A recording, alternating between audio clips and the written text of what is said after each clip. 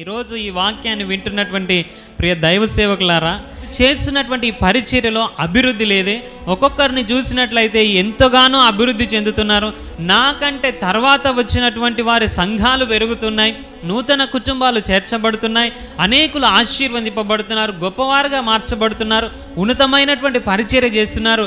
నా పరిచర్యలో ఎదుగుబదుగు లేదు, నా పరిచర్యలో నూతన కుటుంబాలు లేవు అని నువ్వు ఒకవేళ బాధపడుతున్నావేమో కానీ, ప్రియ దేవుని బిడ్డ, ప్రియ దేవుని సేవకుడా, ఇక్కడ మనము మోషే గురించి మనం చూసినట్లయితే, మోషేను దేవుడు ఎన్నుకున్నాడు, ఏర్పాటు చేసుకున్నాడు. అయితే తన జీవితంలో 80 సంవత్సరాలు కూడా ఆ యొక్క వాగ్దాన ఫలము కానీ ఆ ఎదుగుదల కానీ మనము చూడం.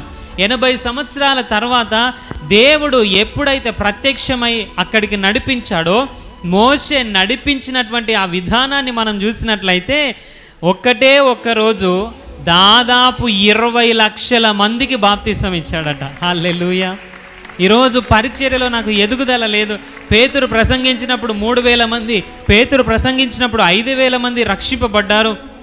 పాల్ యాంగిచో గారి సంఘం చూసినైతే లక్షలుగా ఉన్నారు. వారి సంఘం ఇంత మంది ఉన్నారు, వీరి సంఘంలో ఇంత మంది ఉన్నారు. నా పరిచర్యలో ఇంతమంది లేరు కదా, నువ్వు బాధపడుతూ ఉండొచ్చు. నేను ఎవరికి కూడా బాప్తిసం ఇవ్వట్లేదు అని నువ్వు బాధపడుతూ ఉండొచ్చు. కానీ దేవుడు గనక నిన్ను దర్శిస్తే, దేవుడు గనక తన చిత్తాన్ని నెరవేర్చే దినం నీ జీవితంలో ఆసన్నమైనట్లయితే, మోషే ఏ విధంగానైతే ఒక్క దినములో 20 లక్షల మందికి బాప్తిస్మం ఇచ్చాడో, అలాంటి అద్భుతమైనటువంటి కార్యము నీ సేవ జీవితంలో, నీ పరిచర్యలో జరుగుతుంది. హల్లెలూయా, హల్లెలూయా.